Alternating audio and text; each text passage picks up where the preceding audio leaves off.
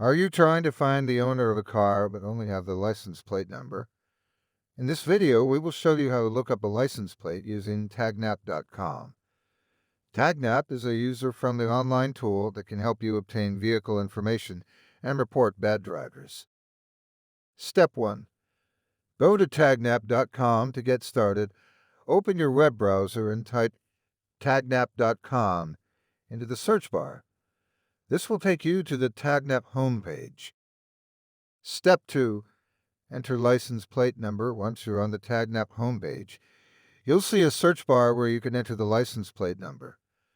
Simply type in the license plate number you want to look up. Select the state and click on the Search button. Step 3. View vehicle information after you click on the Search button.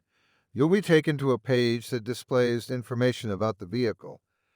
This can include car details, recalls, any feedback by other users, or even photos. Tagnap.com is a great tool for looking up license plates, finding vehicle information, and reporting those bad drivers. Try it out.